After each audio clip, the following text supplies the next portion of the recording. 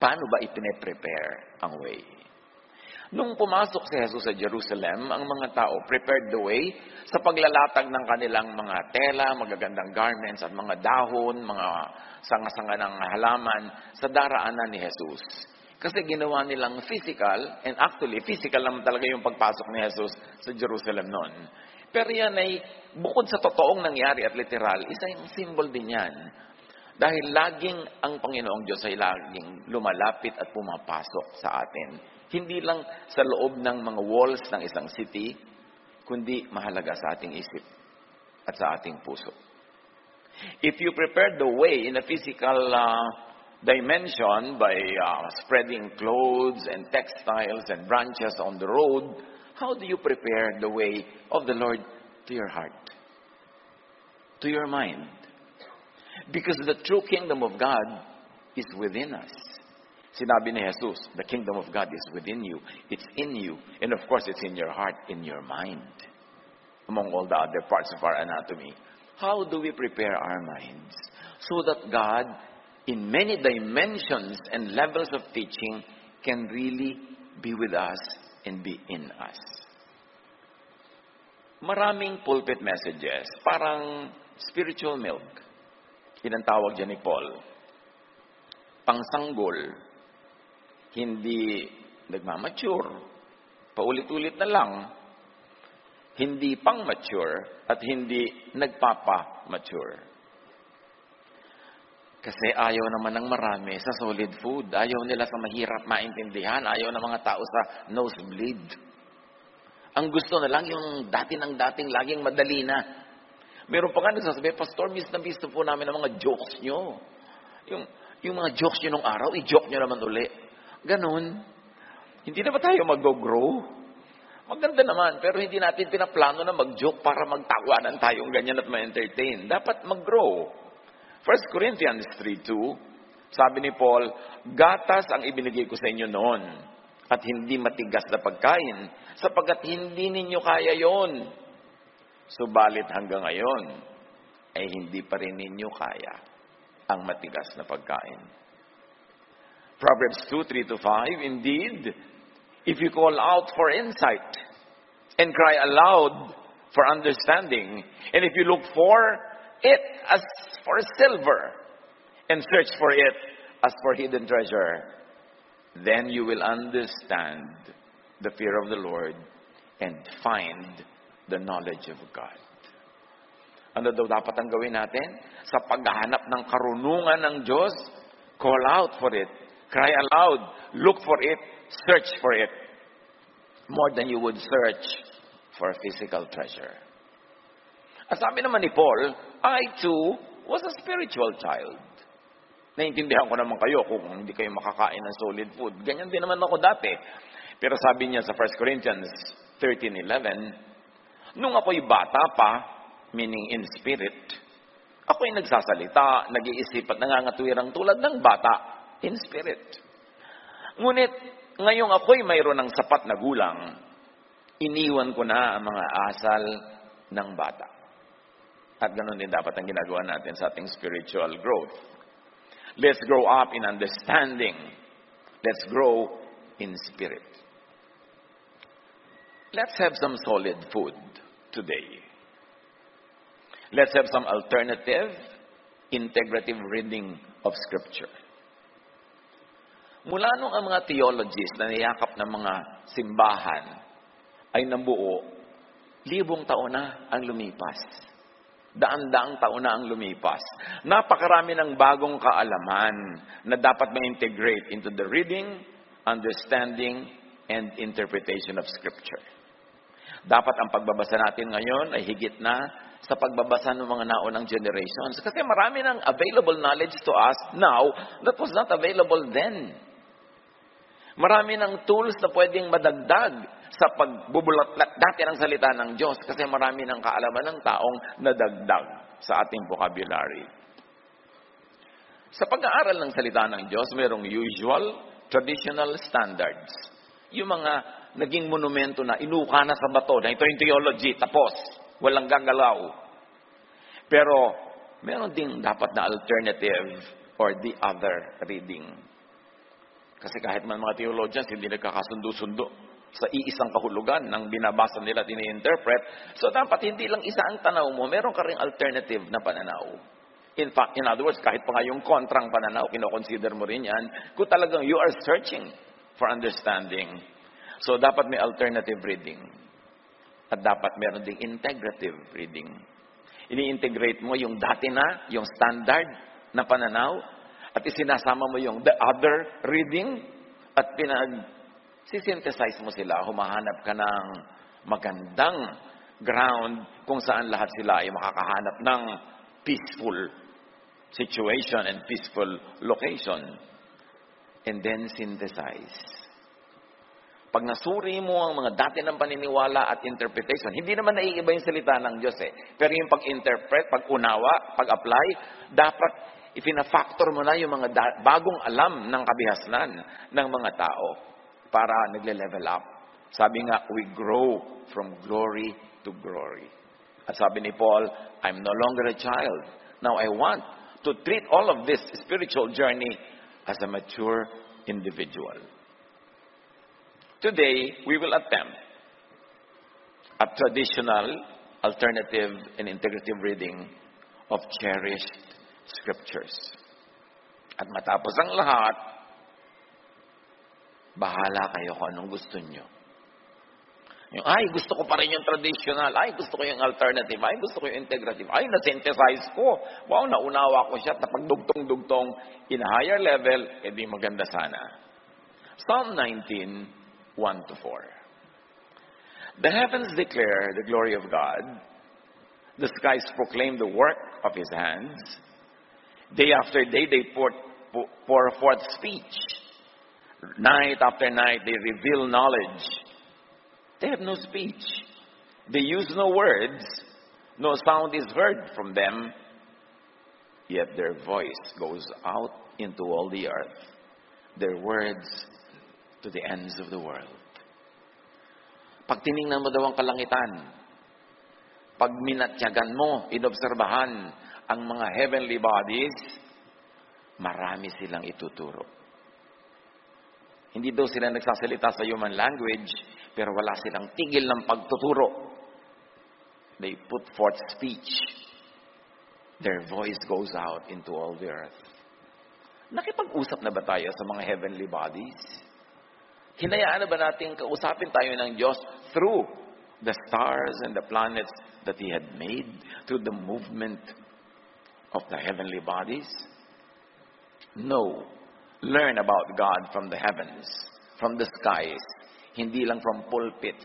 Hindi lang from classrooms. Know and learn about God from the handiworks of God in the skies and in all the earth. Not only from conventional theology, but by observing all the things that God had made. Because God speaks to us through creation. Hindi lang through religion. Through science then. Through all the branches of knowledge. Because the glory of God fills the earth. Ang pamagat ng ating pag-aaral, intro pa lang lahat yun. Kaya humanda-handa kayo. Mahabaan ito. Life, spirit, and love. Ano ang mga kaugnayan ng life at ng spirit tapos ng love? Babalikan natin, re-reviewin ang mga basic truths of life that we see in Scripture. There is one Creator, life giver, and sustainer. No other than God. The Spirit of Creator God is in all living creatures. The more we understand how the universe works, the more we understand that it is a grand unifying, it has a grand unifying design. God reveals Himself through His work, through His handiwork. For instance, the preciseness of the universe exhibits logic that it is designed and is not a random accident. Nature points to God. Kaya yung mga highly spiritual are nature lovers, plant lovers, animal lovers. Kasi hindi man malinaw sa kanila kung bakit. Kasi nararamdaman nila ang Espiritu ng Diyos na gumagalaw sa lahat ng buhay na bagay at sa lahat ng nilikha ng Diyos. Know God through nature. Unlock the messages of the divine through natural objects. Now, all constants in nature are very precise.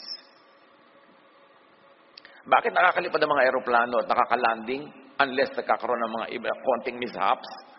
Kasi na-compute na nila lahat ng pwedeng malaman tungkol sa hangin, sa paglipad, sa paglanding, direksyon ng mga hangin, pag-ikot ng planeta. Kaya ang laki-laki ng kalangitan, naglalanding ka sa airport na pupuntahan mo. Kasi hindi naiiba ang laws of nature. Bakit na-ooperahan ka, na isasara uli ang iyong katawan at gumagaling ka? Under normal circumstances, ha?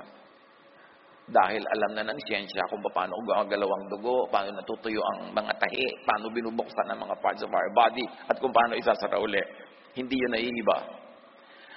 For instance, the strength of gravity, the speed of light, the energy of the atoms, etc. are very precise. That if the value of even one of these constants is changed ever so slightly, the universe would be thrown off balance and will cease to exist. Colossians 1:16-17. For in Him all things were created, things in heaven and on earth, visible and invisible. All things have been created through Him and for Him. He is before all things, and in Him all things hold together. Of course, this refers to Jesus, who is the personification of the will and the love of God. Lahat daw ay nilikha para sa Kanya, nilikha sa pamamagitan niya. At siya ang may hawak ng lahat, kaya hindi nagkakahiwa-hiwalay at nagkakagulo-gulo ang lahat. Knowing God through natural designs of creation and through natural law is an imperative. We need to know God, not only through religious teachings and rituals, but also through the work of nature, because nature was created by God. Amos 4:13, He who reveals His thoughts to mankind, the Lord God Almighty, is His name. So, laging nagre-reveal ang Diyos sa lahat. Kaya huwag niyong ilimit ang pakikinig. Dapat nakikinig ka, nanonood ka, nagmamatsyag ka, kasi kinakausap tayo ng may likha. Explore alternative and integrative readings of verses, aided by nature and by science. Kasi nga tulad ng sinabi ko kanina, ang dami-dami ng alam ngayon ng tao na hindi alam ng mga lolo natin, hindi alam ng lolo nila, hindi alam ng previous generations. Bakit natin ikukulong ang mga isip natin sa napakatagal at napakalumang mga kaalaman, samantalang marami ng bago na pwedeng magamit para lalong maunawa ang hiwaga at kapangyarihan ng Diyos. God's Spirit, sometimes called consciousness, is everywhere. Science suggests that consciousness originated in the universe and that our brains are not separate from it. The brain serves like an antenna that receives this information. Kaya mahalaga yung tinatawag nilang quiet time. Kasi yung brain mo parang antenna yan, makakatanggap yan ng mga signals from God. Kaya kailangan mo quiet. Para marinig mo, para malaman mo, para tahimik ka. Hindi yung nagbasa ka ng verses, may guide pa ako, ano ipag-prepare mo, tapos sabi mo, nag-quiet time ka na. Kasi binasa mo yung guide na sinulat ng kapwa mo tao. Dapat mayroon totoong quiet time. That you could hear your mind think. That there's space for the voice of God to be heard. We connect with God through our brain, through thought. Kaya prepare ye the way. How do you prepare your mind? As the way na pupuntahan ng Diyos. Open your mind. Nakakapagtaka kung bakit may mga relihiyosong ipinagmamalaki na sila ay sarado de candado. Paano papasok ang liwanag kung sarado? Isinasara mo lang ang iyong isip kung takot ka sa liwanag. Ipinipikit mo yung mata kung ayaw mong masilaw ng liwanag. Pero kung talagang gusto mong pasukan ka ng liwanag, dapat nakabukas ang mata. Even optometrists will tell you, ophthalmologists will tell you, na pag binuksan mo yung mata, pumapasok yung light. And the whole process begins. Buksan ang isip. Huwag matakot sa mga bagong nadirinig. Kaya mo naman niya i-process. Dahan-dahan, kung hindi mo kaya mabilis. Pero huwag magsasara ng isip sa bagong kaalaman. God, the Spirit of God, as consciousness, is in every conscious living creature. Luke 17:20-21. Once on being asked by the Pharisees when the kingdom of God would come, Jesus replied, "The coming of the kingdom of God is not something that can be observed. Nor will people say, 'Here it is,' or 'There it is.' Because the kingdom of God is in your midst, in you, inside you." Napagbulay-bulayan naman natin talaga yung sinabi ni Jesus that the kingdom of God is in you. Kasi kung habol ka pa rin ang habol sa mga pilgrimages, para magdasal doon sa bundok na yun, magdasal dito doon, hindi mo pa naiintindihan that the kingdom of God is in you. Pagka hindi kayo makapag-Bible study, walang nag-authorize sa atin, walang pumayag, kailangan may authority sa papayag, hindi mo naiintindihan that the kingdom of God is in you. Dala-dala mo yan, walang kailangan mag-authorize sa'yo. Para maunawa at ma-enjoy mo yung kingdom of God. 1 Corinthians 3:16. Don't you know that you yourselves are God's temple and that God's Spirit dwells in your midst? In you? Ikaw ang templo ng Diyos. And what particular part of our body is the real temple? Our mind. Dahil doon siya nakaupo, doon siya nag-ahari. Unless iba ang pinag-ahari natin sa ating mind. Pag pinag-ahari mo yung takot, tapos sabihin mo, Jesus is Lord, nasan yung, nasan yung synthesis ng dalawang magkabanggang ideya na yon? Jesus is Lord, Lord mo siya, pero may takot. Hindi ang takot ang Lord mo. Yung Jesus is my Lord, tapos mainggitera ka. O kaya mayabang. O kaya makasarili. Paano mo naging Lord si Jesus? Sa salita. Pero if your mind is the kingdom of God, He is King in your mind, yung gusto ng Diyos, expressed through Jesus, hindi expressed through the Pharisees. Yung gusto ng Diyos, as revealed by Jesus, yun ang iisipin at gagawin mo. At pag ginawa mo yon, magbubunga ngayon yung pagiging Lord ni Jesus sa iyong puso. Ang bunga, peace and rest. Magkakadugtong yan eh. Kailangan lang talagang pag-isipan. Acts 7:48-49. However, the Most High does not live in houses made by human hands. As the prophet says, "Heaven is my throne and the earth is my footstool." Pastor, paano po yung sinasabi nila may construction, ipapagawa ang bahay ng Diyos? Pang fundraising lang yon. Para magbag ka at ibigay mo pati hikaw mo doon sa mga makabili ng mga hollow blocks. Pero walang bahay ang Diyos, kundi ang iyong isip at ang iyong puso. Well, pwede tayong gumawa ng building, why not? Hindi naman masama. Para doon tayo magkita-kita, hindi tayo mabasa ng ulan, hindi tayo lumubog sa baha, hindi tayo mahanginan, kung ayaw nating mahanginan. Pero, huwag mo sabihin bahay yun ng Diyos, walang ganun. Because tayo ang tahanan ng Diyos. Tayo ang bulwagan ng Panginoon. Hindi ko ano-anong mga lugar. Tayo. What kind of house will you build for me? Sabi ng Diyos. Or where will my resting place be? God is everywhere. Every creation points to the Creator. Know God in creation. Seek God everywhere. In everything. Yung iba naman baligtad, ang hinahanap yung demonyo. Kaya yung demonyo nasa tasan niya, nasa kapin niya, nasa katiklop niyang punda. Nandun ang demonyo everywhere. Kasi kung anong hinahanap mo, yun naman ang matatagpuan mo. Hindi ba sabi ni Jesus, seek and you will find. You seek the devil, you will find the devil. Kaya nagiging puro takot ang laman ng iyong buhay. Kasi yun ang laman ng isip, ng conversation. Kung hinaharap mo sakit, lahat ng usapan nyo tungkol sa sakit. Paligsahan kayo, pataasan ng presyon, pataasan ng blood sugar. Di yan talagang mangnanahan sa inyo. Kasi yan ang laman ng isip mo eh. Sino ang pinapayagan natin maghari sa ating thought? Psalm 139, 7-8. Where can I go from your spirit? Where can I flee from your presence? If I go up to heavens, you are there. If I make my bed in the depths, you are there. So saan ka pupunta na wala ang Diyos?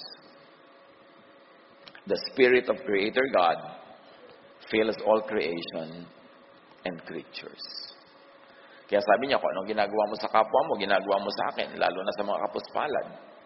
So, hindi yung napaka-religyoso mo, tapos ang lupit-lupit mo sa mga kawawa at kapuspalad. Hindi yun totoo. Kabalintunaan yun. Walang synthesis yung dalawang counterpoints of view.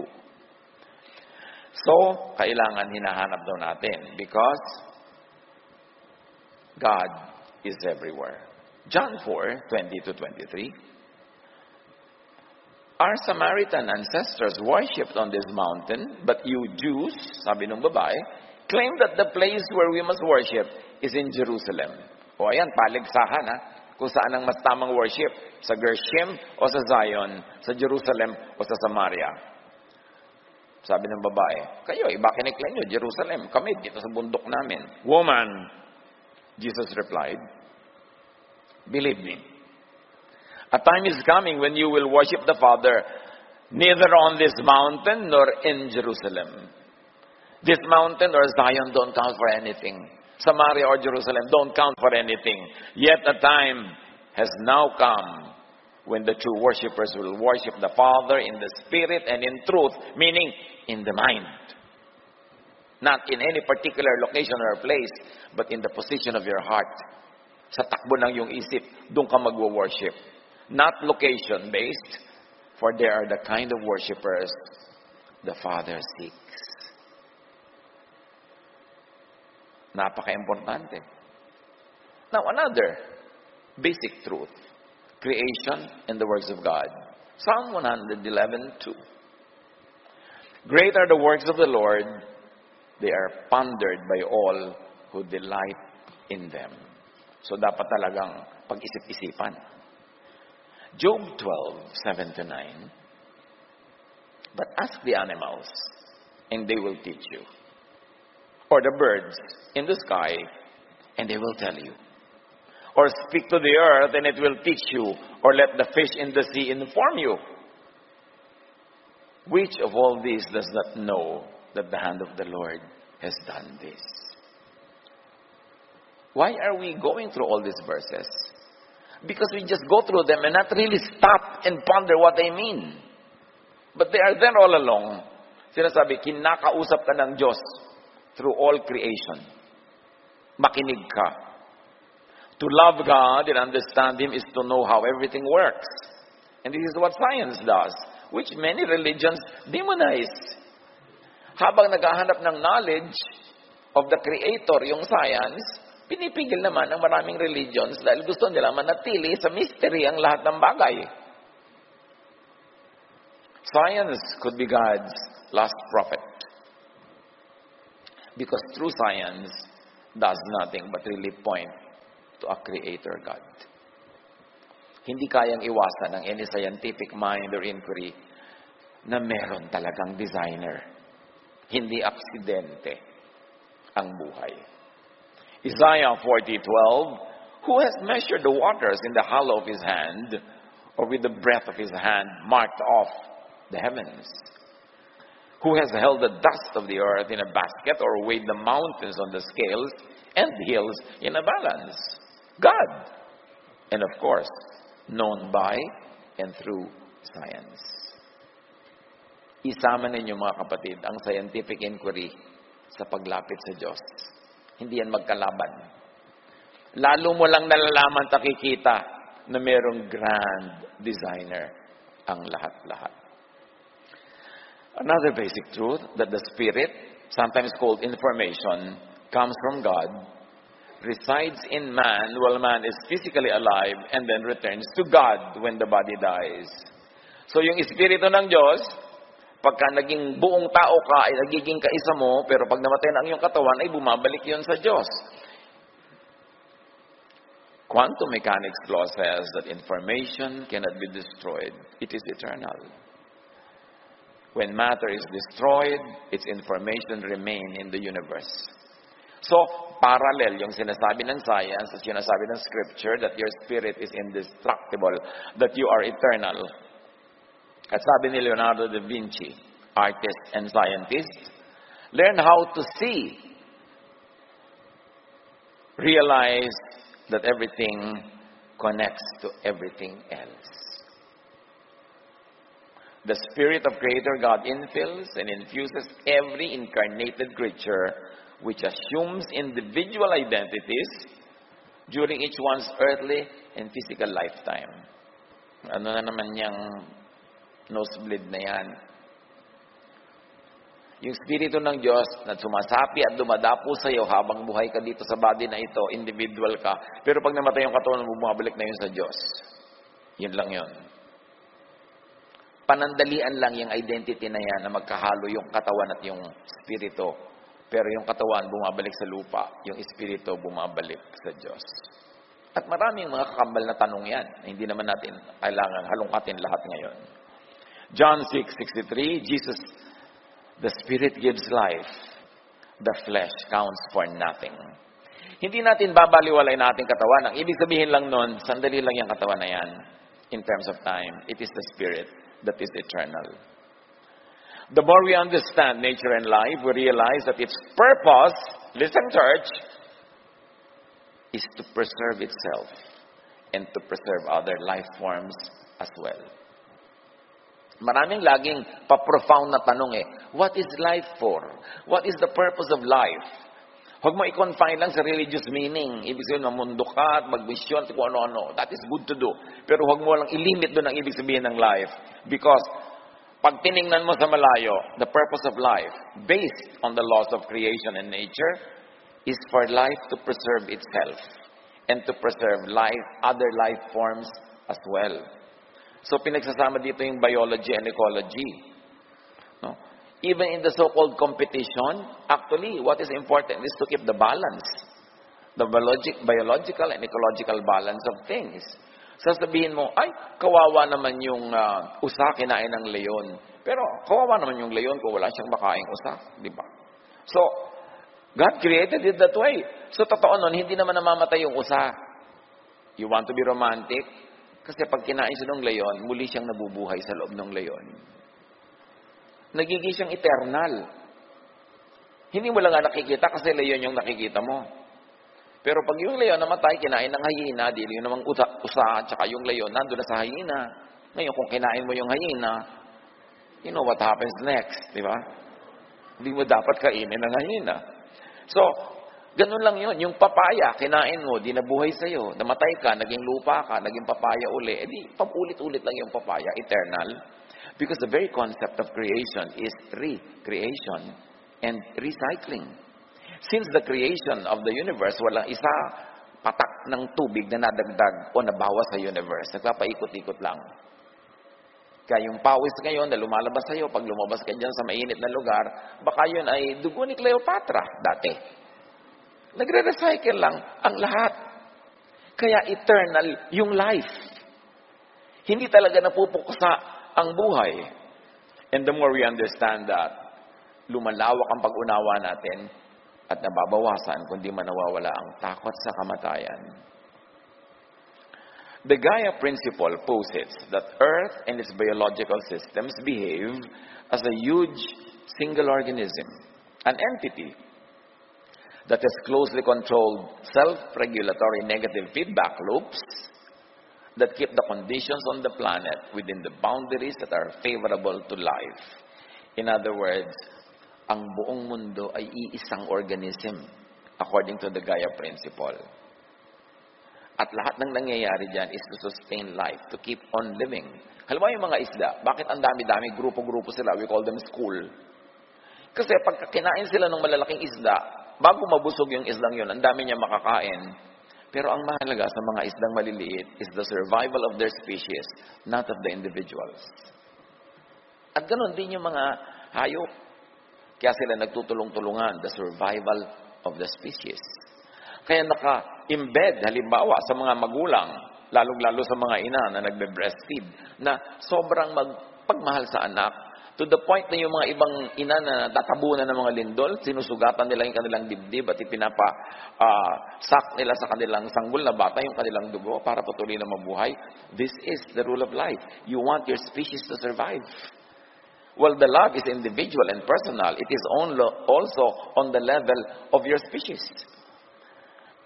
Napaka-importanting maintindihan natin yung mga biological impulses ng tao.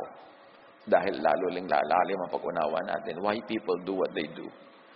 At maaari tayo ngayon umibig ng mga hindi kaibig-ibig pag naunawa natin sila in their psychological level, in their mental level, in their emotional level.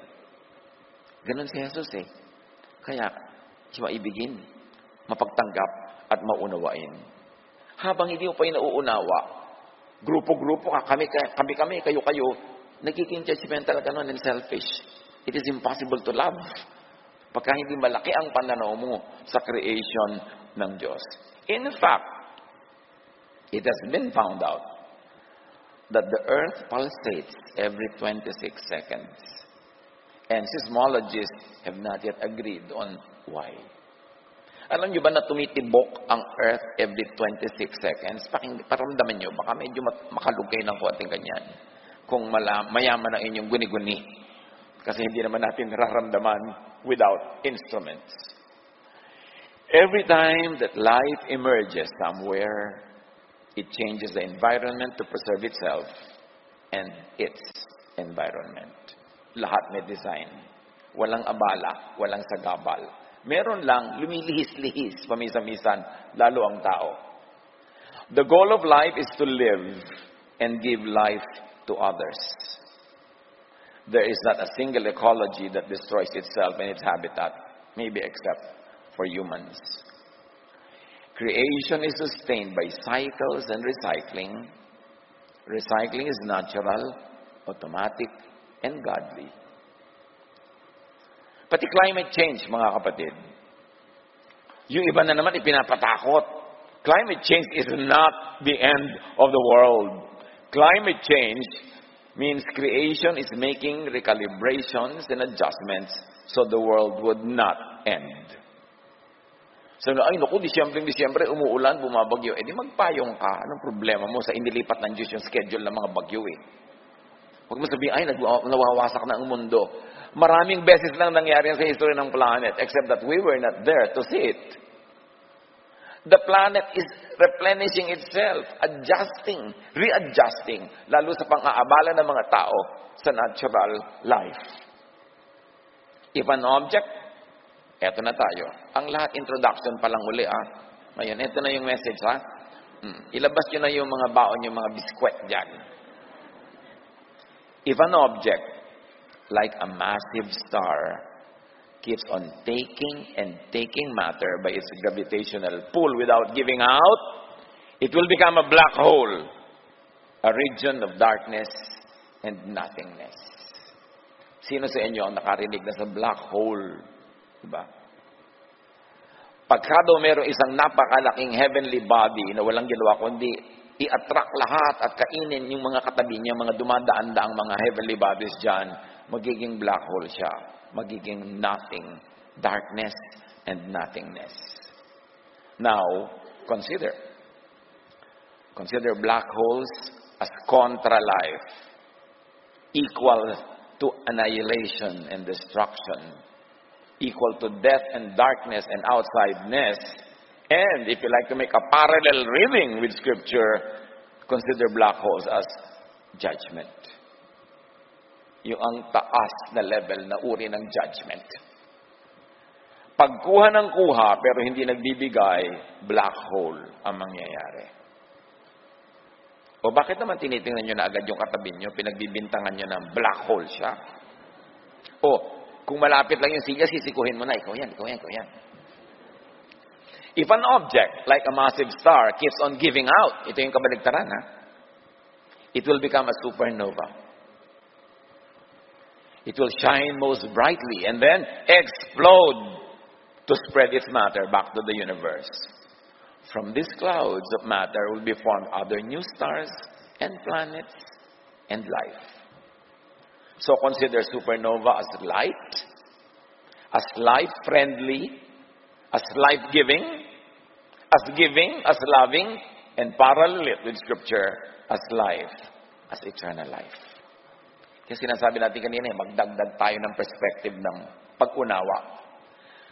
When explosive supernovas happen, stars distribute both stored up and newly created elements throughout space. A supernova is caused by the last hurrah of a dying massive star. This happens when a star goes out with a fantastic bang. These spectacular events can be so bright that they outshine their entire galaxies for a few days or even months. They can even be seen across the universe. Marami ng mga illustrations ng mga supernova, mga sumasakbog ng mga malalaking mga heavenly bodies to give birth to many smaller heavenly bodies. Lesson. As long as we participate in the cycles of life, in receiving and giving, in living and giving life, we will become a supernova. Light, life. We will explode to become many, to spread light and life, like Jesus. Acts 13:47. The Lord gave us the following order. I have made you a light for the nations so that you would save people from all over the world. Anong parallel? Reading, symbolic reading, save people from becoming black holes. Because if you have the light of Jesus, you will be giving and you will be loving and you will be telling people and encouraging people to train and be trained to love and give also. So in other words, hindi sila nagiging black hole, nagiging supernova sila. And a supernova gives life and it lives forever by giving life to other little life forms. So we can obey the teaching of Jesus by teaching people to love and to give love like Jesus. So actually, babalik lang tayo doon sa love eh. Kaya lang nag-excursion tayo sa maraming kung ano-anong mga paliwanag na hindi naman available noong mga unang panahon. Pero ngayon, pwede mo i-consider, nakakapagbigay sa akin ng additional perspective and insight itong mga scientific things around me to understand Scripture better. Matthew 28:18-20. Jesus came to them and said, all authority in heaven and on earth has been given to me. Huwag nyo kasing ilimit yung heaven sa konting ulap-ulap, may mga Greek pillars at may mga naghaharpi-harpi ang mga anghel na walang katawan. Huwag nyo ilimit doon ang ibig sabihin ng heaven. Kasi ang laki-laki ng heavens. Jesus came to them and said, all authority in heaven and on earth has been given to me. Therefore, go and make disciples of all nations, teaching them to obey everything I have commanded you. And what was the command of Jesus? To love and to give. So we will become supernovas and not black holes. Ang dami kasing missions eh. Susulat pa, gusto ko po mag-mission sa Cambodia ng 2 weeks. Gusto ko po mag-mission sa ganito, sa ganoon. Gusto ko po mag-donate nyo naman ako ng pang-support. Ay, tatanong ko, okay, sinusunod mo yung utos na go to all the earth. Anong dinadala mo? Teaching ba ni Jesus o teaching ng Pharisees? Nag-mission ka nga, tapos tinakot yung mga tao doon. Ginapos mo na iginapos sa law. Eh di hindi teaching ni Jesus. Ang teaching niya, love eh. Forgiveness, acceptance. So sayang naman yung pera ko kung ibibigay ko pa sa'yo. Nagkalat ka pa ng pagiging black hole. So napaka-importanting unawain ng mga ito on a practical level. And sabi niya, surely I will always be with you to the very end of the age. Not the end of the world ang sinabi niya, ha? To the end of the age. Bakit ba ini-interpret niya na end of the world? So it is up to the next time cycle. Up to the next galactic era. Di ba? Nature and the universe recycles and recycles. Walang end. Ikot ng ikot. The alpha and the omega. The beginning is the end. It's a circle. Walang end. So yung end of the age is just the end of a cycle and then the beginning of another. Para yung mga natakot noon, yung Mayan calendar, end of the world na daw, kasi hanggang doon na lang yung bilang ng mga araw sa Mayan calendar. Kasi yung Mayan calendar din, cyclical. Nag-end na yung cycle. Hindi ibig sabihin, nag-end ng planeta. Start na naman ang bagong cycle ng panahon. It's important to understand these things para hindi tayo nabubuhay sa takot. Now, black hole can be the closest science to annihilation, to death, or to the religion's hell. Maraming dapat paraan ng pagbasa. Ano nga ba yung hell na yan? Ganun ba talaga yun? Merong isang demonyong may malaking tinidor, tinutusok-tusok ka habang inaapoy-apoyan ka doon. Well, it is one traditional standard reading.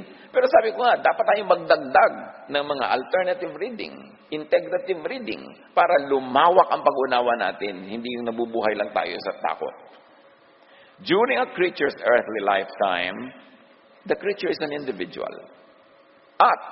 Or after death, the spirit given by the Creator God leaves the physical body and rejoins God Creator's spirit pool. Nandun lahat. Nandun ang Diyos.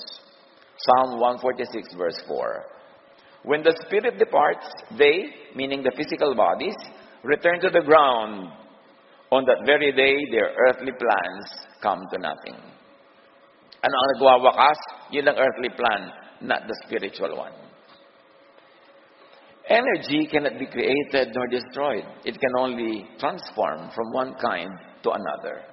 So yung energy natin, yung ating spirit, hindi rin yun nade-destroy. Natatransform lang. Now when you look at quantum mechanical law, information, meaning consciousness or spirit or energy, cannot be created or destroyed.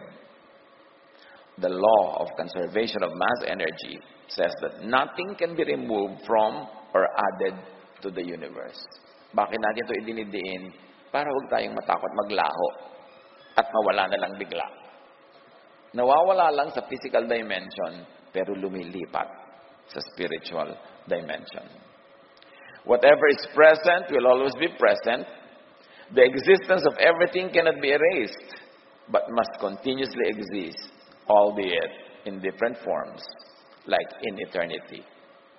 Sa philosophy, sinasabi, consciousness that has always been in the universe is a separate quality, distinct from physical actions and not controlled by physical laws. Sa dami ng mga pinag-aaralan natin ngayon, tandaan nyo na lang kahit 5%, okay na yon. Hindi na kayo lugi. At ngayon, tapos na ang first notebook ko, eto na ang second. Sabi ko sa inyo, maghanda kayo. Matagal ko rin pinag-aralan to, kaya makinig kayo dyan. A philosopher, si Descartes, on dualism and other religious spiritual viewpoints assume, sabi niya, that consciousness has been in the universe all along as the ground of being, creator, or component of an omnipresent God. Bakit tayo naggaganito mga kapatid? Madali naman sana ituro na lang yung mga dati na di ba? Wala na tayong dapat ipaniwanag. Kasi marami ng mind ngayon nag-grow. And these minds grow out of the church. Marami ng minds ayaw na mag-church kasi napaka-super dark ages pa yung mode ng pag-aaral. Na-outgrow na ng maraming minds. So ngayon, kung lumalabas na sa roof ng church yung mga tao, taasan natin yung scholarship para kasali pa rin sila.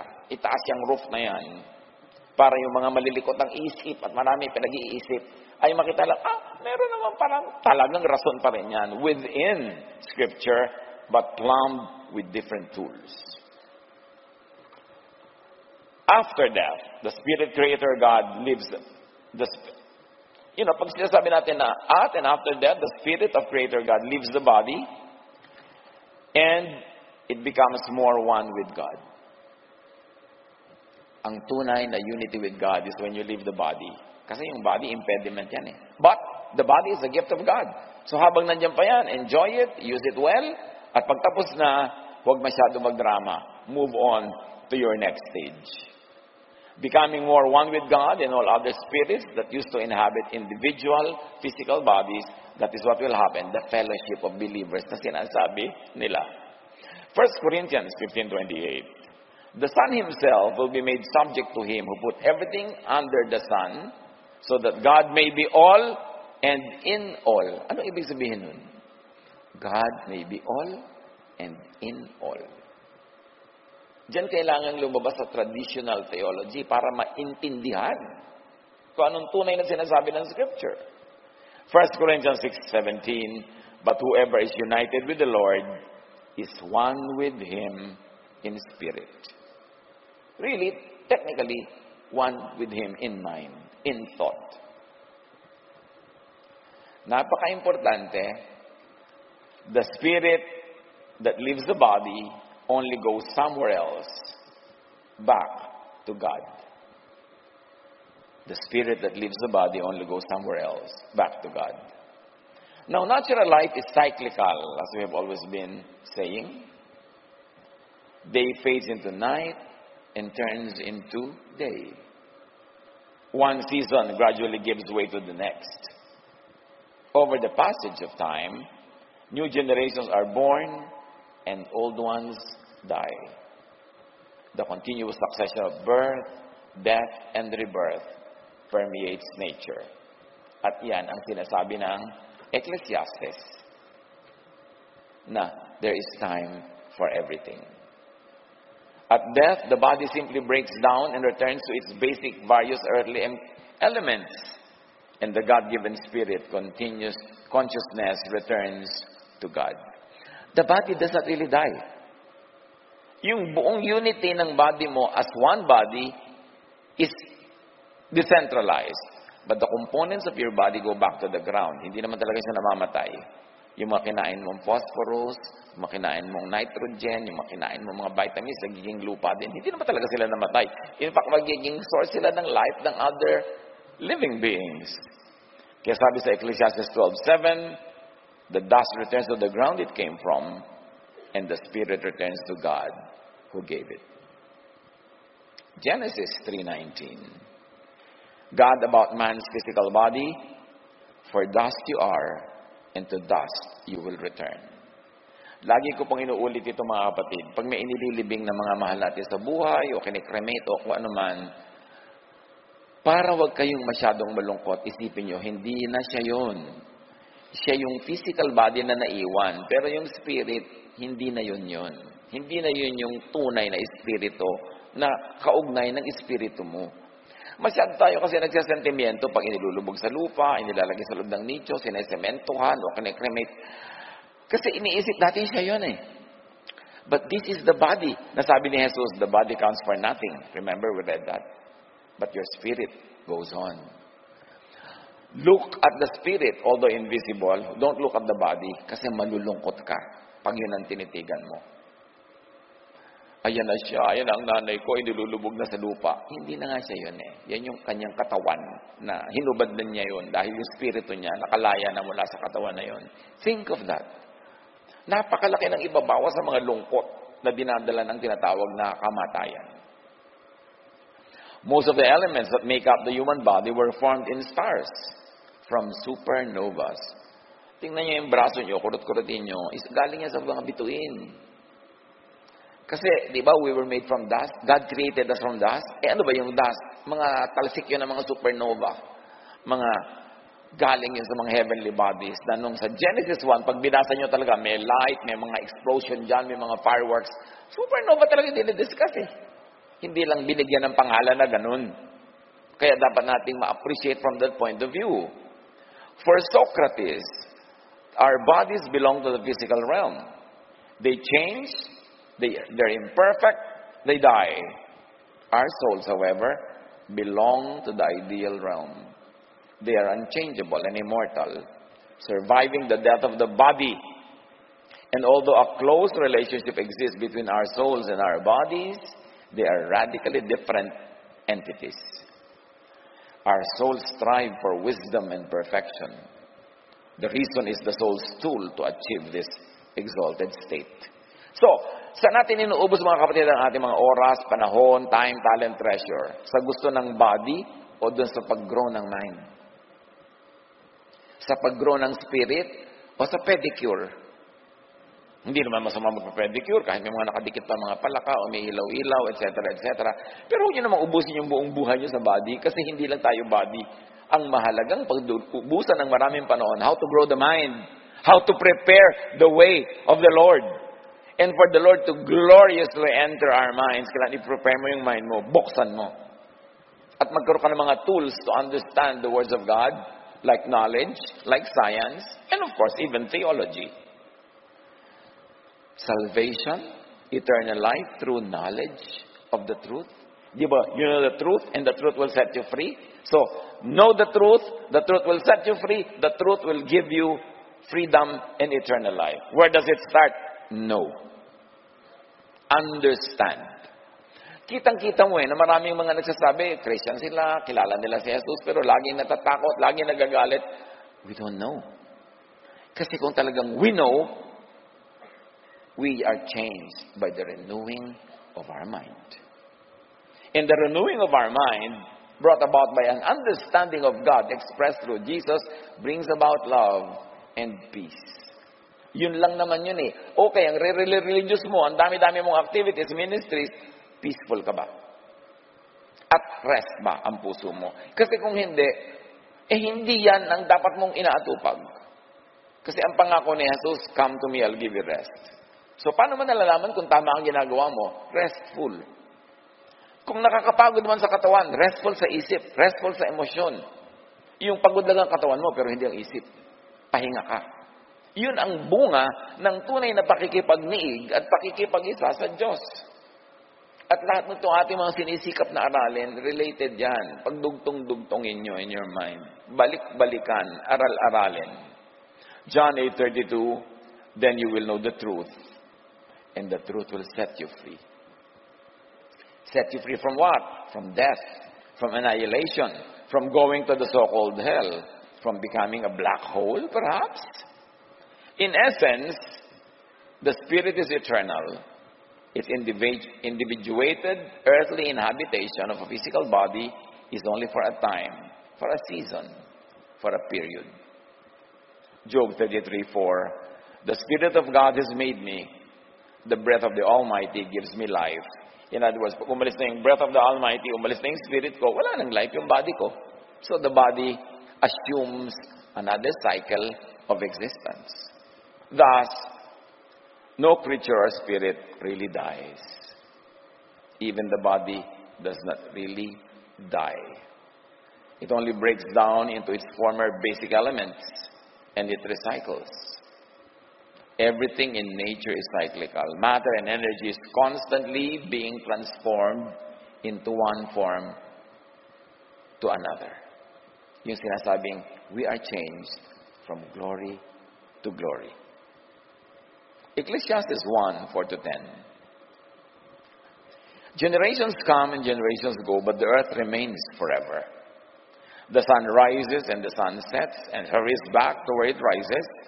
The wind blows to the south and to the north. Round and round it goes, ever returning on its course. All streams flow into the sea, yet the sea is never full. Why? Because water recycles. To the place the streams come from, there they return again. Another allusion to water cycle. What has been will be again. What has been done will be done again. There is nothing new under the sun. Is there anything of which one can say, look, this is something new? It was here already, long ago. It was here before our time. Ang galing nitong Ecclesiastes, naintindihan niya yung water cycle. Talagang divinely inspired ang wisdom nitong si Solomon. Job 34:15. All humanity would perish together, and mankind, meaning the physical bodies, would return to the dust. The human body and planet Earth are made from the same elements. In fact, we share 97% of our atoms in common with the rest of the galaxy. No creature is separate from other creatures. All are one. Kaya dapat, maibigin ka sa Diyos, maibigin ka sa kalikasan. Hindi ka nagkakalat ng mga basura, hindi mo pinapollute ang earth. Minamahal mo ang mga hayop. Kung pwedeng hindi tabasan ng mga damo, huwag mo nang tabasan para may tirahan ng mga paru-paro at ang mga kung ano-ano mga insekto. Yung tinatawag laging development, kinakalbo yung mga gubat, yung mga bukid, nilalagyan ng mga semento lahat, kinakanal. Saan titira ang mga hayop na dating nakatira dyan? Kaya kailangan part of godliness, yung part of yung love for God's creation. Na tayo isa lang sa mga creatures dito sa mundo, hindi atin lahat ng mundo. Kailangan maruto kang share the planet with all the other creatures. It's part of true spirituality. No creature is separate from all other creatures. Pagka naubos ang mga ahas, dadami ang mga palaka. Pag dumami ang mga palaka, magkakaroon ng ecological imbalance. Kung ano-ano mga sakit ang mangyayari. Kaya mayroong balance dapat yan. Huwag mong ubusin ang ubusin. Kung minsan, napaka-indiscriminate ng paggamit natin ng insecticide. Ayaw mo lang kagatin ka ng lamok, pinatay mo na lahat ng ibang insekto. Hindi ka naman kinakagat ng iba. So, kailangan selective. Magtanim ka na lang mga halaman na pantaboy ng mga lamok. Kailangan bang patayin lahat yung mga yan para ka lang hindi nila makagat? Meron namang ibang paraan. Be responsible. Yan ang first commandment. Alam niyo ba kung ano talagang first commandment? Sabi ng Diyos kay Adan, take care of the environment. Yeah, take care of the garden. Yun ang first commandment talaga. Acts 17:26 to 27. This is the only universal God, the one who makes all people, whatever their nationality or culture or religion. This God made us all in our diversity from one original person, allowing each culture to have its own time to develop, giving its own place to live and thrive in its distinct ways. His purpose in all his ways that people of every culture and religion would search for this ultimate God, grope for him in the darkness, as it were, hoping to find him. Lahat ng tao, lahat ng kultura, lahat ay likha ng Diyos, mahal ng Diyos. Kaya tayo gumagamit ng mga kultura ng ating bayan, instruments, dances, hindi lang yung mga Western forms. Kasi lahat ng tao, lahat ng kultura, galing yan sa Diyos. Lahat naman ng kultura, mayroong mga sumamang element, hindi tanggalin mo. Pero may magagandang element yan, hindi patuloy mong gamitin. Kasi ang Diyos ay nasa lahat ng kultura din. Huwag tayong maniwala sa press release sa mga Western missionaries na yung culture lang nila ang godly at ang lahat na demonic. Press release lang yan to justify colonization. Now, what is the first law of ecology? Everything is connected to everything else. Physicist and cosmologist Lawrence Krauss explained in a lecture in 2009 that every atom in our body came from a star that exploded. You are all star dust. And the only way that they could get into your body was if the stars were kind enough to explode. Kayo ba, mga kapatid, nag-explode para maging part of other people's lives? Halimbawa, yung pera nyo nag-explode, nagpunta sa mga kamag-anak nyo, kung kani-kanino, sa mga nagugutom. Naging part kayo ng buhay nila. Supernova yun. Yung time nyo, nag-explode ba? Sarili nyo lang o binibigyan nyo yung time yung mga nangangailangan ng inyong attention, ng inyong care? That's supernova-ness. That truth in Scripture is echoed in the stars. Because everything is one. Life, eternal life, is the life of all creation, not only yours, together with God. Yan naman ang central teaching ni Jesus eh. At nakakatuwang makita na nag-e-echo sa astronomy, sa physics, sa chemistry, because God is author of all this knowledge. Romans 8:10, but if Christ is in you, then even though your body is subject to death because of sin, the Spirit gives life because of righteousness. Read righteousness as supernova-ness. Di ba yung paggawa ng mabuti is high religion? Sabi nga, a religion that is acceptable to God is this, to visit orphans and widows in their distress. Yun daw ang super religion, to be kind to the needy and to the poor. Hindi yung linggo-linggo, simba ka ng simba. Wala ka man lang matulungan ni isang tao, pero dasal ka ng dasal. Para ano? Aanin mo ang iyong religion. Hindi ka nagiging supernova. Baka maging black hole pa. Kaya importante yan. Nadagdagan ng vocabulary natin, ha? Pang-usig nyo, supernova yan. Huwag ganun, ha? Kailangan hanapin natin yung pagiging, pang-usig nyo pala, black hole yan. 1 Corinthians 2:10, these are the things that God has revealed to us by His Spirit. The Spirit searches all things, even the deep things of God. Now, eternal life is to search for and to understand God. You are in search of eternal life? Search for the wisdom of God. Search for the mind of God, because the mind is the antenna that connects us to the universe, to God, to consciousness, and it is through your mind, through your thought, that you will connect to eternal life. It is not through a religious ritual. It is not through religious memberships. It is through your mind. Be changed by the renewing of your mind. Dun lahat nangyayari yun. It happens in the mind. The mind leads to the path of eternal life. Understand. Huwag lang lulunin sa memoryahin tapos hindi naman talaga naiintindihan. 2 Corinthians 3:18. And we all, with unveiled faces, contemplate the Lord's glory. We are all being transformed into His image with ever-increasing glory, which comes from the Lord, who is the Spirit. How does one get transformed to become more and more like Jesus? Ano ang pamantayan na nakita mo? Uy, nagiging more and more like Jesus na siya. Pag nagiging more and more loving.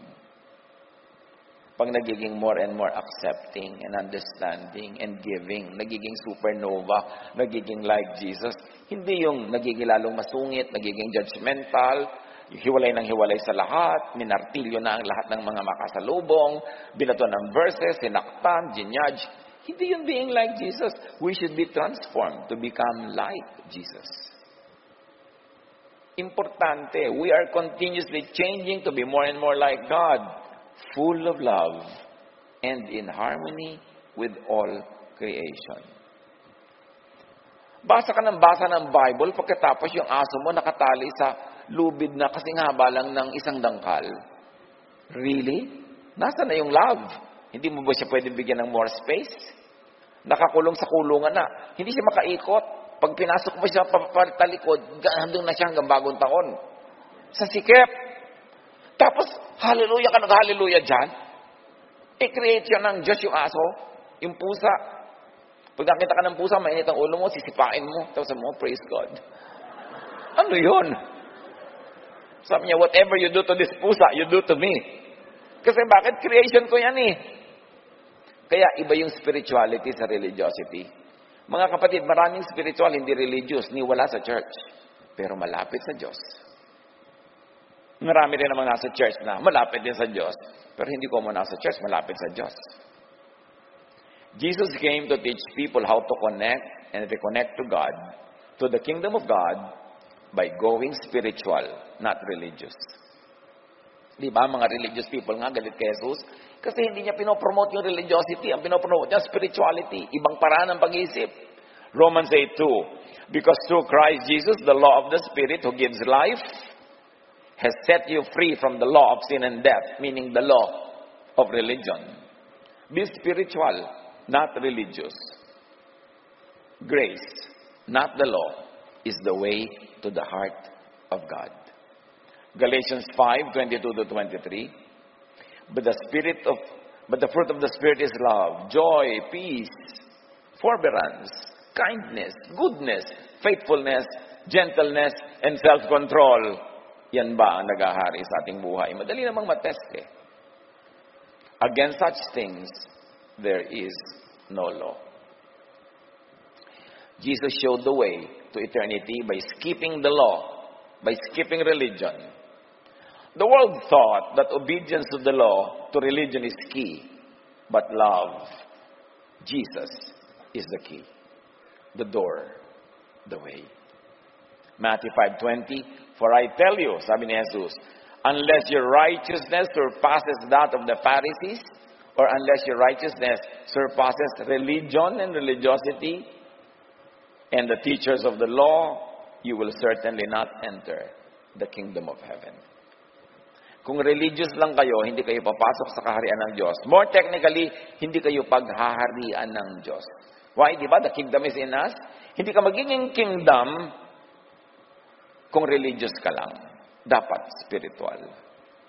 Dapat maibigin. Unless you surpass, surmount, and bypass the tenets of legal religion. Sabi niya, you will not enter of God. Matthew 23:13. Woe to you, teachers of the law and Pharisees, you hypocrites! You shut the door of the kingdom of heaven in people's faces.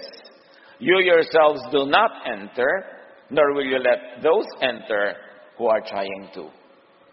Kita niyo ito, napakalino ang sinabi ni Jesus sa mga relihiyoso. Lagot kayo. Woe to you. Hindi naman kayo pumapasok sa kaharian ng Diyos eh. At hindi niyo rin hinahayaang pumasok yung iba. Hinaharangan niyo yung pinto. Hindi sila makapasok. Pinagsasarahan niyo sila. Kasi kayo din hindi pumapasok. Ang pinagsabihan niya, mga relihiyoso ha. Malinaw na si Jesus, hindi yung mga pagsunod na yan sa mga religious regulation, hindi yung mga do's and don'ts na yan. Kailangan magkaroon ka ng change of heart. Kailangan maghari sa iyo ang pag-ibig. Kailangan makiisa ka sa lahat ng creation through love. At diyan paghaharian ka ng Diyos. So it is through love, not through religiosity. By taking the path off and to freedom from the law, by the way of love, people find eternal life. 1 John 4:8. Whoever does not love does not know God, because God is love. So kahit alam mo lahat ng verses sa mundo, if you don't love, you don't know God.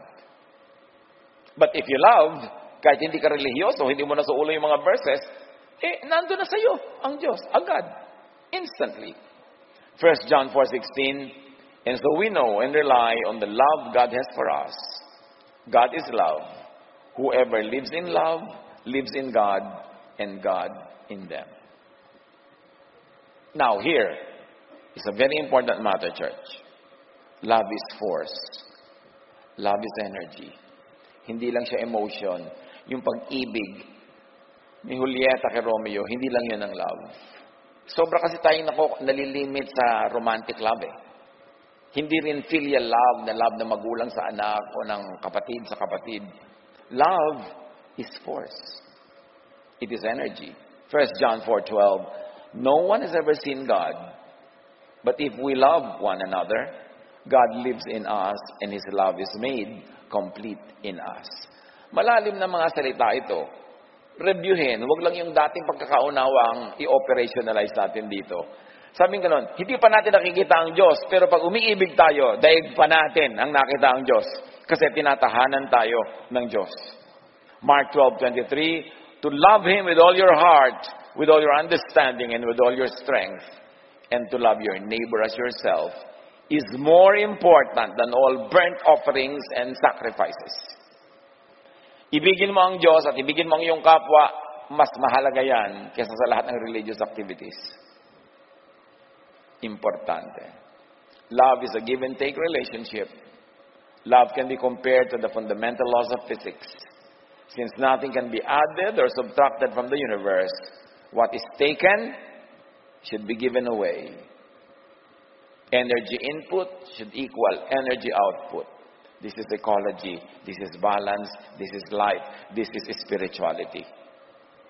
Very profound. Hindi ko kayo papagurin sa lahat ng ito kung hindi talaga naniniwala akong napakahalagang maunawa. Love is the force and energy that holds creation together. Paano yun? Kailangan pa natin lalong maunawa. Colossians 3:14, above all,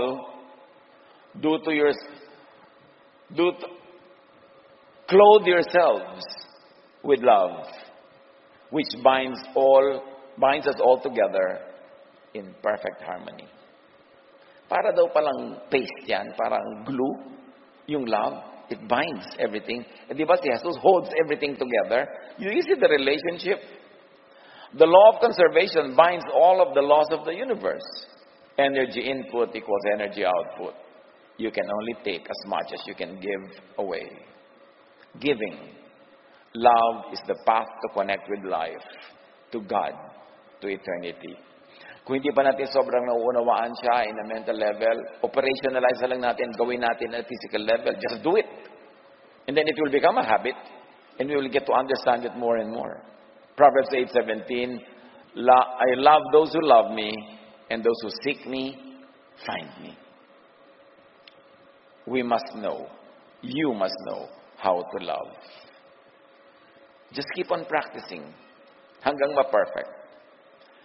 Those that take the way of Jesus, those that take the way of love, inherit eternal life. This is a parallel, an alternative, and an integrative reading to the usual theologies. John 17:3. Now this is eternal life, that they know you, the only true God, and Jesus Christ, whom you have sent. Yun ang eternal life daw, to know God, to connect through thought, to be one in thought. But those that do not love will perish, will cease to be part of life, the universe, and as we have been reading, will be sucked into the black hole. That's a parallel reading. It's an alternative reading only. Kung ayaw nyo, wag. John 6:40. For my Father's will is that everyone who looks to the Son and believes in Him shall have eternal life, and I will raise them up on the last day. John 3:36. Whoever believes in the Son, meaning whoever loves, because when you believe in Jesus, you will do His teaching, and His teaching is love. So whoever loves has eternal life.